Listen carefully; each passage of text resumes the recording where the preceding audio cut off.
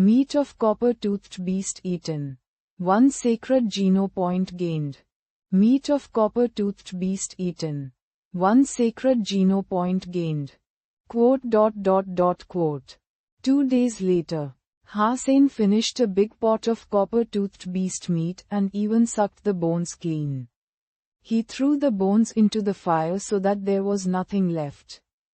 A total of 7 sacred geno points was added to his former 18 points. Now Hussein had 25 sacred geno points and his fitness had been further improved. He felt as though he had endless strength. Looking at the primitive shrieky beast he kept in the cage now, Hussein couldn't help but smacked his lips.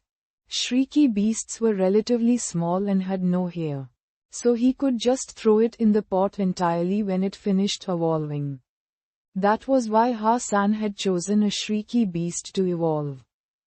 Yesterday Qin Shan had divided the meat of the purple-winged dragon among her gang. All she had was a smaller half of the body, so all each person would get was just a slice. About 1/1000th of the body, which wouldn't be of much use at all. Hence, like most people, Hussein chose to get $200,000 as the reward instead of the slice of meat. Hussein was still short of cash. It cost money for his family to live better and he also needed money to buy some necessities. When checking his bank account, he found that he still only had less than $300,000. 300,000. A Z steel arrow would cost that much. Hussein put on a wry smile. He had collected the parts after his Z steel arrow was broken by Son of Heaven and wanted to see if he could pay the seller to repair it. I have to get myself a beast soul arrow. Z steel arrows were expensive and not as convenient. If I had a beast soul arrow, I wouldn't have to buy new arrows or pick up the arrow after I made the shot, though Hussein, wondering where to find a beast soul arrow.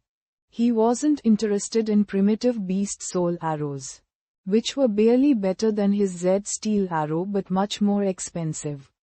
What Hussein wanted was a mutant beast soul arrow like the ones used by Son of Heaven and Yang Manli.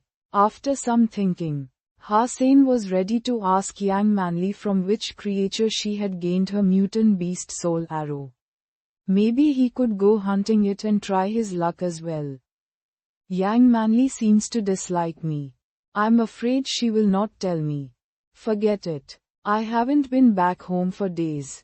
I'll go back and search on the Skynet for information about where the arrow beast soul are generally found near here. Hussein teleported out of God's sanctuary. When he returned home, his mother was still in second God's sanctuary and Hayan was at school. After taking a bath, he started searching the Skynet. There were many former members of Steel Armor Sanctuary that had written about their experience. Although most was useless to Hussein, he did manage to find one useful article. When Hussein was going to read carefully, he suddenly heard the doorbell. Looking through the monitor, he found standing at the door were Zhu Shi and her brother Fang Jingqi. Why is he here? Hussein knew Fang Jingqi didn't like him and they also had some conflicts before. So he did not expect to see Fang Jingqi here. Opening the door, Hussein said with a smile, "Shi, you have not come to my house for many years." Zhu Shi looked a bit uneasy and whispered, "If this isn't a good time, we will just leave." Although she tried to pull Fang Jingqi away, Fang Jingqi stood still and smiled at Hussein.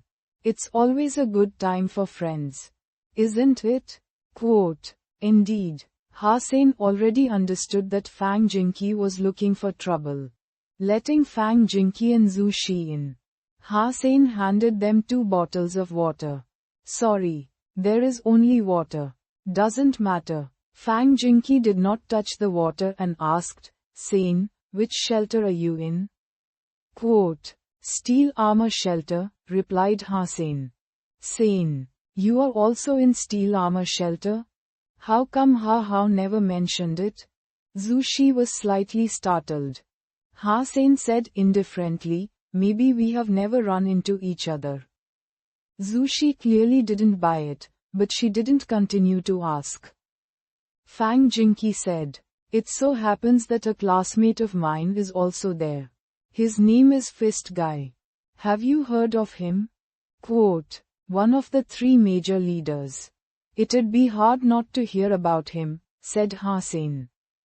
Awesome. Fang Jingqi smiled at Ha-Sen. Last time you treated me with a ritual. So today I have a gift for you. Not sure if you are interested. I don't like gifts. Your visit has already made me a happy man.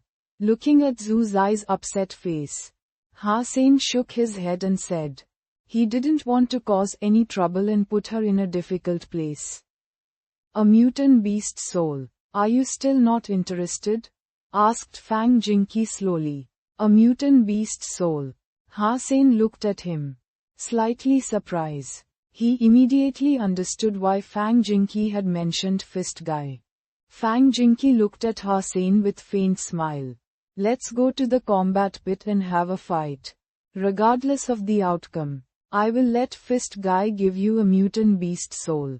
Sen, what do you think about this gift? Quote, if it was up to Ha-Sen, he would definitely accept it. However, he knew Zhu Shi wouldn't want him to fight her brother. So he just said, I can't accept the mutant beast soul. If you haven't eaten, I'll cook us dinner.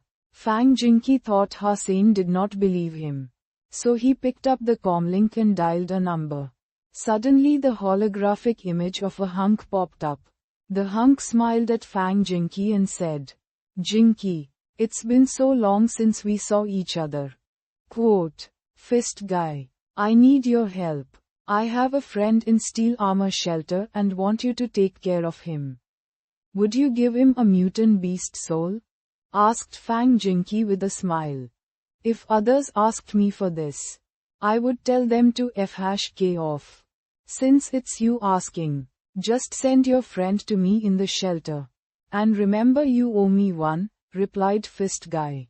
After hanging up, Fang Jingqi looked at Ha-Sen and asked, now, are you willing to accept my gift?